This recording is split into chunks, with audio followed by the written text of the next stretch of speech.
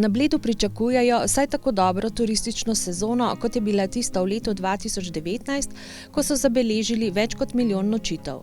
Do aprila so po podatkih Turizma Bled v občini zabeležili že 121 tisoč nočitev. Rezervacije tako pri hotelirjih kot tudi pri ljudeh, ki oddajajo sobe, kažejo, da se Bled vrača na pot stare slave in da bo letošnje poletje, kot kaže, zelo dobro. Od te sezone se kljub vsem zapletom, ki jih bo pripeljala s sabo, seveda zelo veselim, ker vem, da bo struktura gostov zelo dobra. Prihajajo gosti iz tega srednjeevropskega prostora v glavnem. Nekaj se vračajo tudi čezmorski, ampak pričakujemo v glavnem individualne goste in tudi dobre skupine avtobusnih gostov z bližnjih dežel. Upam, da nam bodo uspel ohraniti slovesenega, lepo urejenega in gostoljubnega kraja. Vse to zahteva tudi skrbno upravljanje z destinacijo.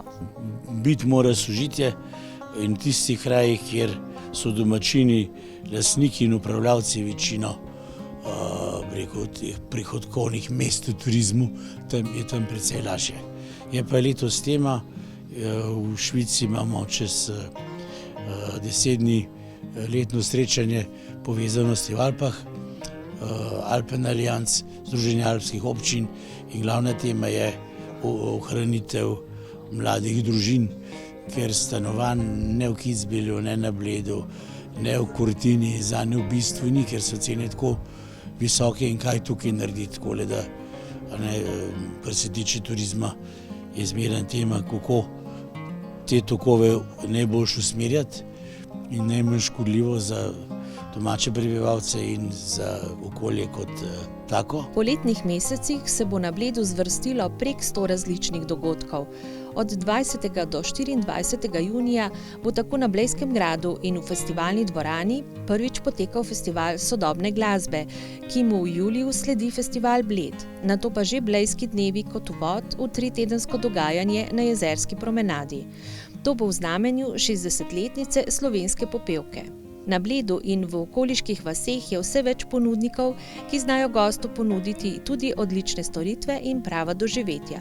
Se Bled lahko res ponaša z avtentičnimi produkti, s kakovostnimi izdelki, ki so vključeni v ta doživetja in ki bodo gosta lahko zadržali dlje na destinaciji, kjer ima nekaj za početi. Dodatne možnosti za samostojno raziskovanje Bleda ponuja aplikacija Digirikli. Že tako pestremu naboru tematskih poti, ki so na voljo po Bledu in v njegovi okolici, smo dodali še 5 novih.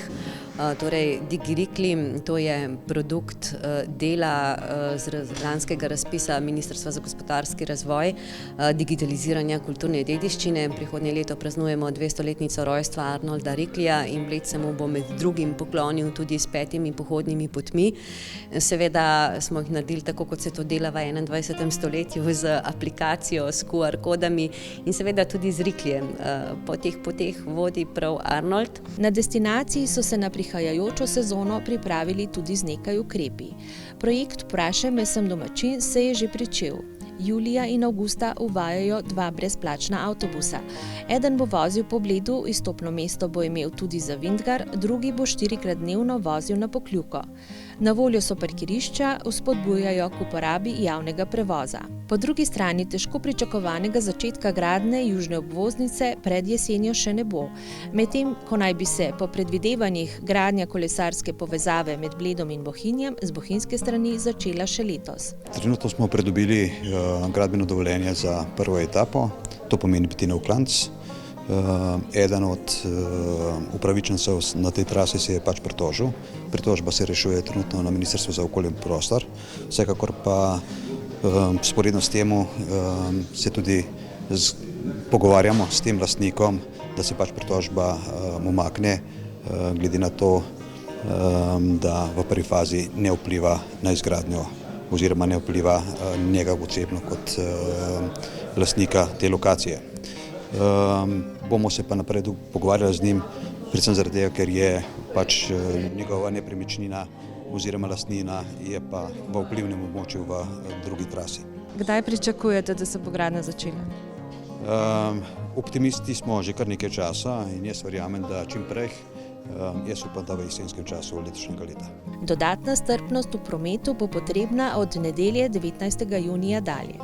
V nedeljo, prihajajoča nedelja, na ponedeljek, se začne preplastitev ceste na Bettinovem klancu v dolžini približno 300 metrov od trenutne črpalke Petrol nazaj proti Bettinu.